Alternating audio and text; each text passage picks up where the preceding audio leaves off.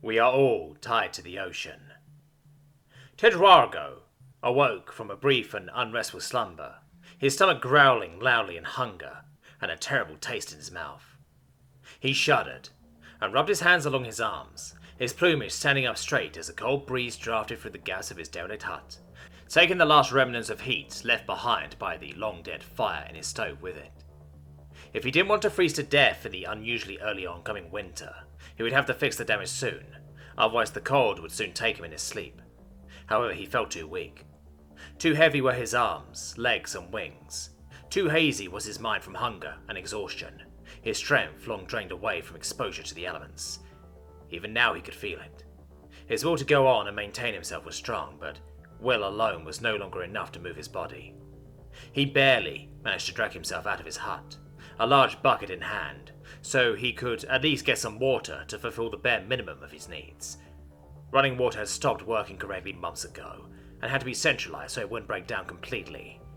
In past days, when he was just a hatchling, he would have just taken water from the river, flowing into the ocean just outside of his door, but that, too, was no longer an option. He stepped out into what had once been his community, his home, and that of many of his ancestors, but what had now become nothing but ruins, a decrepit parody of his once animate self.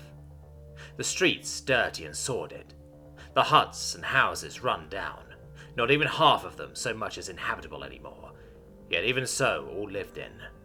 And the people, oh, the people.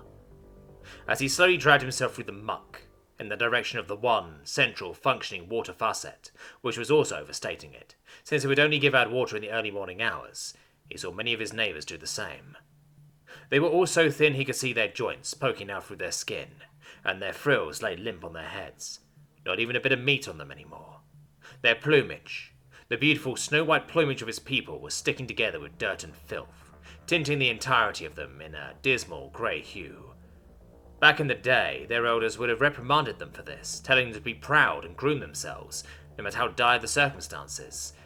Now, most of their elders were gone, and those who remained no longer had the energy to admonish their children, having to rely on them at all times for their survival. Tetrawago patiently waited a long time in the line for the water. Everyone did. When the faucets first started failing, and water had to be centralized, a lot of fights had broken out about the order in which people would get to it. Many were afraid they wouldn't get their turn before it ran dry again, or would have to make it through the day without water. But by now, nobody had the energy to fight anymore, and everyone who was still left knew if they somehow didn't get their turn, the community would share with them. Nobody could show it with an open shine to the world anymore, but even after all this, they still stuck together closely. It was all they had left. As Tetrawago finally placed his bucket down and opened the faucet, a beautiful stream of fresh, clear water emerged from it, filling his bucket slowly but steadily. While waiting for it to fill completely, he reached down, scooping some hands full of water out of the bucket and eagerly drinking, relieving his parched throat, and soothing the worst of his hunger pains. The cool liquid was like balm for his very soul, and for a moment consumed all of attention, making him believe for just a second that things would be alright again. However, that idea was quickly taken from him, as in the distance and quickly approaching, sounded the unmistakable roaring of the engines of large military vehicles, mixed with the blood-curdling barking of the beastly hounds chasing after them, and hearing them approach the outer areas of the community. It was followed by the characteristic snap of weapons being fired, which made the beasts go quiet and retreat back into their debris-ridden territory. They were just warning shots. The soldiers had given up on shooting the beasts of war the humans had brought with them a long time ago, now being content to just chase them away every time they had business to attend to in the infested regions, much to the dismay of the inhabitants. The beasts from another planet had hunted every bit of game and wildlife in the area to near extinction, and what they didn't slay they had scared off, leaving nothing for the inhabitants to feed themselves, should deliveries of provisions be overdue or fail to appear completely. In desperate times, some had even tried to hunt the hounds themselves for food, however with most of their weapons taken by the government, and their bodies weakened from hunger and exposure, the beasts were dangerous game. And now, with food in the area becoming more and more scarce, they were also getting bolder, circling the borders of the community closer and closer each day. Their leaders had told them that the beasts had been set onto them by the humans to weaken their bodies and their morale, by letting the hounds run wild and cause mayhem. However, hushed words on the street, only spoken quietly behind raised hands, had it that the beast had actually been released by local forces in an effort to weaken the humans' war efforts, and that the humans desperately wanted them back. And seeing how it seemed that nobody in power was doing anything about their presence anymore, TheDragonheart was not sure what to believe anymore. The large vehicles, carrying 6 soldiers each, all of whom stood out among the crowd with their meticulously groomed, striking white plumage, rolled over dirt and debris and came to a halt in the middle of the community, 2 on each side of the river that ran through its middle. TheDragonheart closed the faucet and strenuously carried the heavy bucket over to where the soldiers were already standing high up on their vehicles, loudly proclaiming, "The Homefront news are here! Stand by your brothers and sisters and get the latest news on the war effort here!" They shouted it over the entire area and handed out, as well as straight up through around, large leaflets, making all the tired and famished locals shut their eyes or look away in frustration with them. They were loud and annoying, and very few still cared about the status of the war, as long as that status wasn't over. Long ago had the vision of a glorious victory, or even a victory that would feel like anything but a mockery, faded away. All of these leaflets, that were handed out almost every week, were assuring them of the great advancements and how about soon they would conquer their enemies, and how the soldiers would return, bringing with them a new era of prosperity and glory, won in a hard-fought conflict. However, for all the great advancements they supposedly made, and all the victories they allegedly achieved, it still never seemed like the war was anywhere close to over. And the fact was, the humans were right here, on their planet, instead of being pushed back far out into space. Everyone who looked up could see their ships at night. Everyone who had half a brain knew that their soldiers were already walking their ground, while human flyers kept their own in a deadlock. No. Even though things had gotten as bad as they had already, this conflict was far from over, and everyone knew it. The question was only, how much worse could they get? "Inform yourself, citizen," a soldier said, leaning down and pressing one of the leaflets into his hand. "You are our backbone, our morale. With your support behind us, we know that we will win." "Of course you do," TheDragonheart thought spitefully to himself. "You'll be happy and satisfied as long as you can eat our food and steal our water and fuel, so you can be comfortable, even if the world ends around you." He didn't speak up, however. Nobody did anymore. He just stared down at the paper in his hand emptily. "Be not afraid, 'twas our victory," it said in big, bold letters. Of course it was. What wasn't these days? Just what would they try to claim as their victory this time? Clenching his jaw, he started to read. "Citizens, we, the Varasharti military, your protectors and those of our united people, thank you for your continued support of our efforts to fight for a better tomorrow for us all. We know that in the last week many of you must have feared for our and your own safety, after you regrettably had to witness the remains of our glorious ship, the Skirtswasra, plummet into the ocean after its destruction up in our crystal skies." TheDragonheart scornfully pushed out air for his muzzle. Oh, he had seen it all right, but the safety of the soldiers had been less than the least of his concerns. Inadvertently, he looked to the side, following the river with his eyes until they met with the endless, glistening surface of the ocean, which was disturbed a few hundreds of thousands of measures out by the destroyed skeletal remains of the enormous ship, which still stuck out of the smooth surface like a cliffside. "Its destruction may seem regrettable to you, who had to witness only its downfall, but was it our loss? Nay, I say, 'twas our victory." TheDragonheart could feel his jaw clench even tighter. Victory? Not a loss? Who were they trying to fool? He looked to the side again, his eyes landing on the mangled mass of debris and rubble, made up of wooden planks, rags of cloth and destroyed scrap metal, all of which had once been huts and houses of people he knew well. The enormous wave, caused by the Titanic ship plummeting into the water in the middle of the night, had just washed them away with no warning, crashing down onto them with the force of all 16 lords of the underworld crawling out and grabbing for each soul they could get into their cold grasp. Every building that hadn't been instantly demolished was badly damaged, leaving the community barely habitable. The filth and waste carried by the wave was still visible now, a week later, littering the streets, as nobody had had the energy to remove it. For what you could not see was the heroic Skirtswasra, shooting down enemy after enemy, and even in its destruction ripping 4 more ships twice its size with it into the beyond.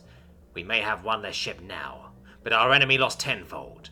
The heroic Skirtswasra weakened them, and now our soldiers will take the charge, hitting them with the entire force of our fleet. Thanks to the heroic efforts of their fallen comrades, they will take what is ours and achieve victory in no time. Praise be to our brothers and sisters. Realizing that even they were running out of yarn to spin their lies, TheDragonheart exasperatedly let his hand holding the leaflet fall down, hanging at his side limply. If any of that was true, then where were the remains of those massive ships? Where were the sounds of the explosions as the Svezvasa shot them down? Were they really so delusional to think that anyone would still believe this? He shook his head, standing around without energy, as he watched the soldiers get back into their vehicle and drive off, leaving behind nothing but tire tracks, the stink of gas, and a useless mass of leaflets littering their community's floor, as even more waste and trash. He looked at the mess, and then down to the leaflet in his hand. With a sigh, he started to step forward, all the way to the river's bank. There, he stretched out his arm, and heedlessly dropped the leaflet, watching it slowly fall down, dancing in the wind, until the water's surface gripped it, quickly soaking through the paper and pulling it under, drifting downwards towards the ocean. It wasn't alone. Along with it floated all kinds of trash and waste, carried by the river. Some of it was from different communities further upstream. Some of it was out of their very own. It was the only way to get rid of waste anymore. Public utilities had shut down a long time ago. Nobody was coming to dispose of any waste anymore. And even though none of them had the energy to clean, they couldn't let it pile up in the streets forever. So, their only option was the river. And the river never complained. It just diligently carried it off, out into the endless vastness of the ocean. The only thing he could think of, following the paper with his gaze until it disappeared out of view and thinking of the message it carried was, I hope next time they fight over someone else's head. Weeks later, it seemed, that the intensity of fire had been exchanged above their heads and indeed increased over time, robbing their sleep in many nights from the noise and fear that, at any moment, another mountain of metal could drop out of the sky and, this time, hit them for good. So far they had been lucky, and the debris and cases of cartridges that had rained from the skies had only caused minimal damages to their community, adding to the piles of trash. As deliveries of rations and resources were once again late, TheDragonheart found himself on his way down to the beach, where fishermen were still working away like in old times, trying their best to provide for their community. He remembered, back in better days, where the ocean gave plenty for everyone, and they could have lived off the fisherwomen's efforts alone, even though they didn't have to back then. But now, hooks on lines were more and more often left empty, and nets would bring up less and less edible and more trash with them. He thought back to the time shortly after the war had started, when utilities slowed down, and the first bit of garbage was starting to fill up the beaches and shallow waters. Back then, at first, fishing had actually increased. The ocean had never been so lively, and their hauls had never been so big. Naive as they were, many had taken it to be a sign of the rulers up above, proof that their cause was righteous, and their battle was just. Well, if that had been the case, the rulers above had changed their minds, because it didn't take long for the boon to end and the bane to start. First, aquatic reptiloids vanished, then mammaloids, and lastly even the fish were starting to get scarce. They could barely keep people from starving, much less keep them fed. They had relied on the river and the ocean, but could do nothing to protect them from the things harming them now. It was like the planet itself was trying to hammer it into their heads that things could not go on like this. Yet what could they do? They had no power to change things or make this end. They could only try to survive until it would end. Even though he knew that he would be last to get to eat of the small haul, only after children, elders and women had been provided for, leaving only little for him and his fellows, he took it upon himself to help one of the boats arriving back to shore, weaving his way across the polluted beach as to not accidentally step on some of the garbage that should better not be stepped on. He reached out a hand, pulling the women as well as their lines and nets out of the boat. Their haul was indeed small, but not nothing. It eased his heart that at least the children would get to eat today. As he secured their boat for them, the women got to work cleaning the fish. He noticed that the plumage on their arms was dark, darker even than the rest of their dirty bodies. Of all things, their arms, which they had to reach into the water regularly, which you would expect to wash them off and clean them of at least some of the filth, were the dirtiest parts of their body. Just as their plumage was stained grey from the filth, so were the ocean's waters. Once more a chill blew across him, and TheDragonheart had to cross his wings in front of his body, shielding him from the cold winds. He looked up to the grey skies where even the clouds seemed to be stained by the filth. Winter was coming much too early this year. Still, some days later, provisions had still not arrived, even though the battles in the skies had seemingly died down for a while. So had the visitors of soldiers delivering leaflets. Things had gotten quiet. Oppressively so. By now, hunger gnawed in him as strong as it had ever been, and he could barely keep still for fear of feeling its full force uninhibited by thought or movement. His desperation had driven him out of his house and onto the beach once more, although he had wandered further away, far away from the fisherwomen doing their work. His eyes were scanning through the garbage and trash littering most of the beach. In the past, he had often seen deceased animals that had been washed ashore along with the waste, lying amongst the masses of plastic, cloth, and wood. All of them had died of unnatural causes and reeked horribly, denying any sane person even the notion of trying to consume them. However, few sane people had had to hunger for as long as he had, for few people who hungered that long had remained completely sane. And the notion of eating one of the cadavers, rancid as they may have smelled, did not sound as reviling as it had just days ago anymore. Perhaps that would change once he actually found one of them, getting the smell fresh into his nostrils. Secretly he hoped that it would. That he would turn his nose and step away from the thing, refusing to touch it and forgetting ever having even thought about eating something like that. But he had his doubts this would happen. While he searched without finding anything, he wondered if, even after the war, this beach would ever be able to be cleaned again. Hills of waste piled up every few measures, and between them there was barely a place to tread without stepping into something. It was hard to even make out the sand anymore, that he knew was there. And even the crashing waves were not topped with foam anymore, instead carrying a crown of plastic and wood, leaving bits and pieces of it as a tribute to the shore every time they retreated back into the ocean. And those were only the pieces that floated. Not to mention the pillar of rusting metal that had once been a great warship, spoiling the view of the sea. He sincerely hoped, one day, his children would be able to look out to the vast clear ocean again, as he had done in his childhood. Would he ever be able to have children? His thoughts were interrupted, as his prowling eyes had finally found what they had been looking for. The cadaver of a large fish with thick, plated skin that was covered in dirty sand. His eyes were cloudy, and it reeked of death and disease, telling him that it had been dead for a while. However, his first instinct told him this was still meat, enough to not be hungry for a day. And his hunger got into a fierce battle with his disgust and his dignity. It seemed that the hunger was running out. However, it wouldn't come to that, because soon he froze up, his plumage standing straight up and his eyes widening, as he heard a single, blood-curdling noise. A deep, aggressive growl came from beside him, soon followed by another, and then three more. Out from behind a hill of waste came an entire pack of the beastly hounds, their fur raised and teeth bared. Slowly they prowled towards him, spreading out their numbers and approaching him from multiple angles while constantly growling.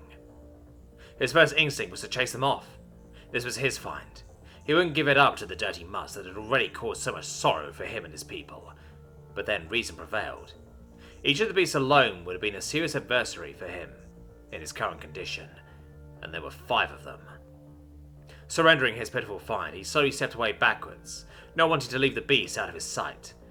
The problem was that, walking backwards, he could not see the debris littering the ground, so his feet bumped into many things, and he stumbled every few steps, having to catch himself.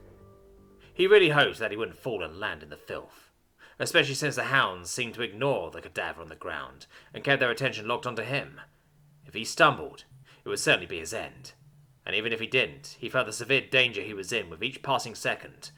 Those beasts looked hungry, and even famished as he was, he would provide more meat than the dead, disease-ridden fish.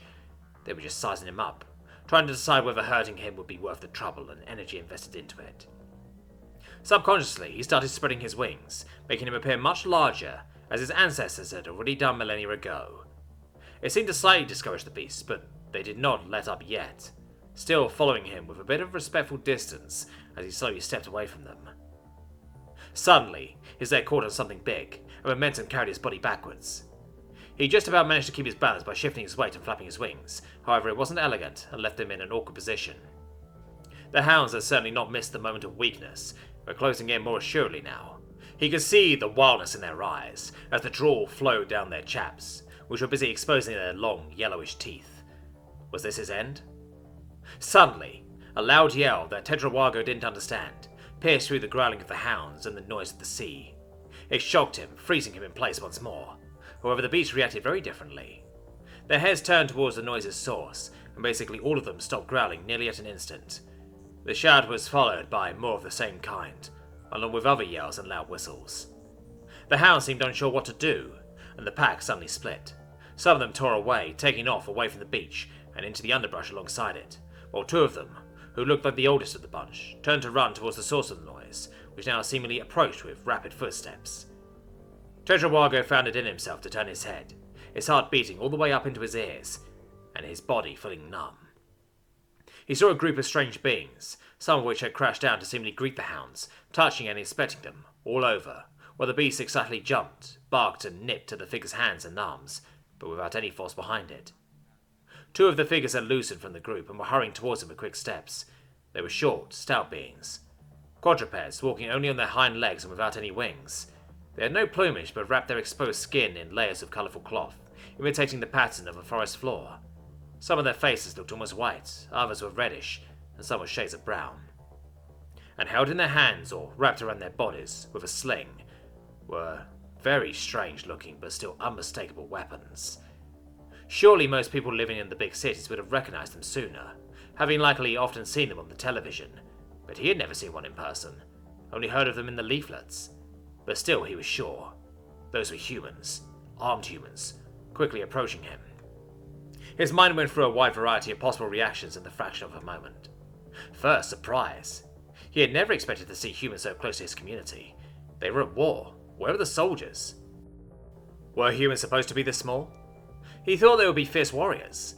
Then again, they seemed to have no fear of their own war beasts at all, so maybe they were more than he met the eye. They sure looked strange with their exposed skin and flat snouts. Next, anger. The years of instilled hatred for the primates hadn't left him completely untouched. They were the source of all the anguish that had come to his community. They had killed so many and caused so much damage. They were even the ones letting those beasts roam around here in the first place. Did they think saving him would change a damn thing? Then again, they did save him. Save him from a gruesome fate, and maybe not just him. If they were here, maybe they would take the beasts with them. If they had gone so bold to attack people, they couldn't be left to roam anymore. If one of them got to a kid. If the humans were here to take them away, all the better. But then he realised, humans were here. Armed humans. Armed humans in the middle of a war. And his community had not heard of the soldiers meant to protect them in at least a week, maybe more. And fear took hold of him.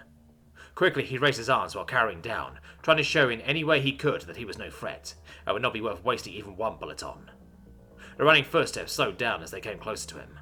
Glancing at their feet, he saw that they were clad in some sort of thick, sturdy material, which is why they could run through the trash, littering the beach without care for their well-being.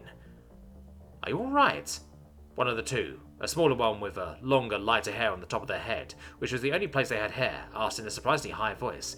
"They didn't hurt you, did they?" He was surprised at how fluently they spoke his language. They even talked with his local dialect, something that even the soldiers who visited them didn't.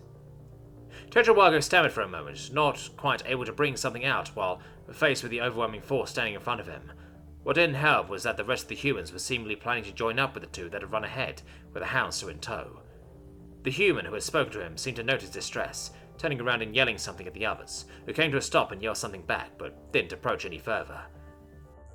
"Poor things," the human commented, as soon as they had made sure that the hounds would be staying away for the moment. "Please excuse the dogs, they're just famished. They've been on their own for so long." The other, larger human with shorter fur on their head, but some on their face in exchange, made a scoffing noise. "Well, he don't look injured," they commented, their voice much lower and raspier than that of the other one, and carrying a very different dialect. "But the dogs aren't the only ones famished here."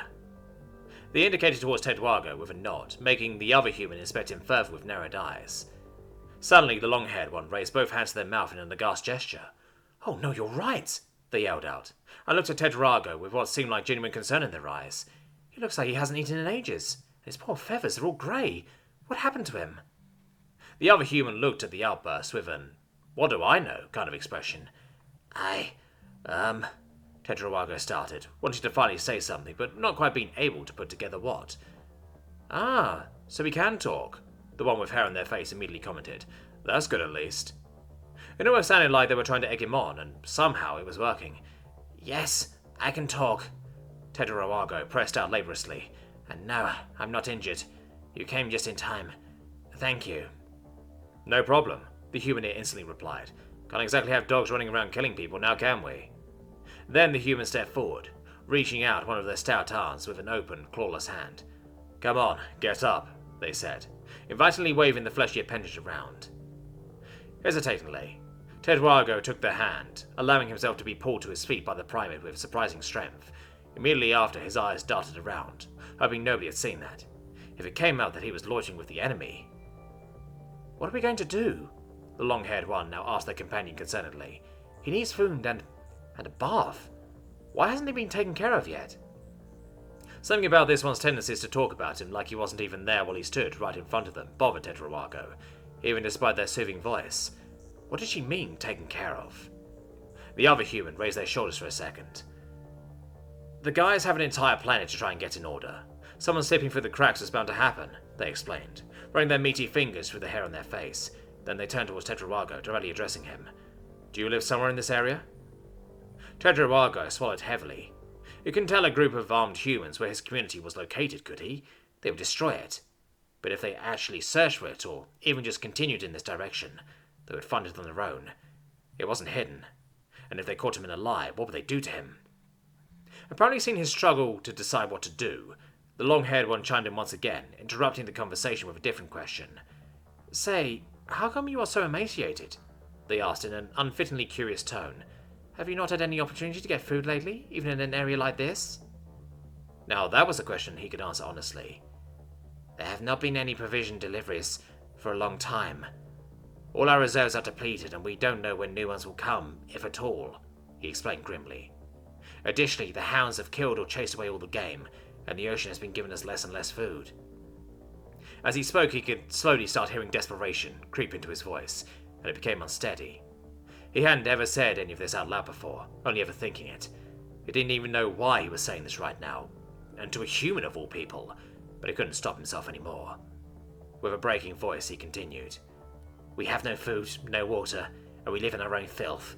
A third of our community was taken by the war, and another third died in the aftermath. We few who are left could barely keep our children fed and ourselves alive with what the ocean gave us, and now that is running out too. We're at the end of our road. Lastly, very quietly he mumbled, whatever you're going to do to us, it can't be worse than this. The humans remained quiet for a moment, looking at him, filled with consternation. Then the one with hair in his face finally turned to the long-haired one. What do you make of this? They asked, and their companion turned to look out across the filthy ocean waters. A dead zone, most likely, just like we feared, they replied in a thoughtful tone. So we have even more clean-up to do than it first seemed. A dead zone, huh? The other human mumbled, stroking through the hair on his face once again. TheDragonheart looked up, not sure that his ears had not played a trick on him. Cleaning up? He asked, unsure of what to make of what he had heard. Yup, cleaning up. The one with hair on his face replied peppily. The war's over, son. Now it's time to clean up the mess. Later, for the first time in what seemed like forever, TheDragonheart felt energetic, a long rest in the warm hut with his stomach filled with a warm meal behind him. He had also gone to eat after getting up. He was still hungry, feeling like he could have eaten 3 times that amount, but the human doctors refused, claiming his body would need to get used to large quantities of nourishment again before they could let him eat to his heart's content. However, they assured him that he would soon be able to, and the large crates of provisions they brought showed that their words weren't empty. The roaring of large engines still filled him with a sense of trepidation. However, today it was not a military vehicle that arrived in their community. Instead, it was a large truck, bringing something that looked like a huge blue box, polished to a mirror sheen and made of many expensive-looking materials. Curious children and other interested eyes watched the vehicle, as they brought the box down to the water where a gaggle of human workers were already waiting for it. Within an hour's work, the box was floating on top of the river, a large opening pointing upstream and what looked like nets spanning out in both directions, forming a line through the entire river. What does it do? TheDragonheart asked interestingly, as a conveyor belt at the front of the thing was turned on alongside a whole bunch of bright lights. One of the human workers, a large man with broad shoulders, replied happily, It's a trash-collecting robot. It, collects trash. Everything that floats down the river and doesn't belong in there gets picked up by it, and stored safely until it can be disposed of properly. That way, more trash doesn't get washed into the ocean, while we're still trying to clean it. Oh, and don't worry about your fish. They can just swim underneath it. It only gets the stuff that floats. TheDragonheart was surprised that such a simple machine could be called a robot. but sometimes the simplest things were the most effective at their job. The river certainly already looked cleaner, and so did the streets of the community, as well as the beaches. The Hewards had rolled up with what equated to an army and had laboriously cleaned everything from the piling waste and trash in a short amount of time, also making sure to immediately put emergency public utilities into place that would ensure the proper disposal of future waste. They were so effective at it that it almost seemed as if all they had ever done in their life was cleaning up trash. Tedrowago admired the clean ways and repaired houses, all the way down towards the beach, where 2 more humans were waiting for him. However, the first thing to greet him, loudly barking and wildly waving his towel, and was Boss, the large black hound that had stayed behind with the soldiers after the rest of his pack had been transported back to Earth. With a meal in his belly and lots of love and lectures from his human masters, the beast wasn't quite as scary as before. However, it still left a slight feeling of dread in Tedrowago's knees, since he had never completely gotten over his past experiences. Nevertheless, he bent down to greet the hound, briefly scratching along his head before continuing his way towards the 2 stout figures looking out over the sea. "G'day, Tedra," Colonel Donaldson greeted him as he arrived, waving one of his hands while shielding his eyes from the star's light with the other one. "Hello, Colonel," Tedrowago greeted as well. "Why did you invite me out here today?" The Colonel smiled softly and nudged Dr. Rober, who was still looking out at the ocean absentmindedly.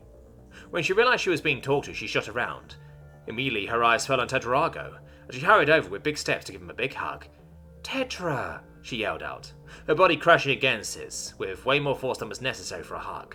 Tedrowago could also feel her hand stroke through his, now once again, pristinely clean and snow-white plumage, quietly mumbling, "So pretty." "I'm happy to see you too, Doctor," Tedrowago replied, briefly patting her back with his claw before she finally loosened herself from him again. "So, what do you think?" she asked excitedly, gesturing broadly in the direction of the ocean. Tedrowago looked around.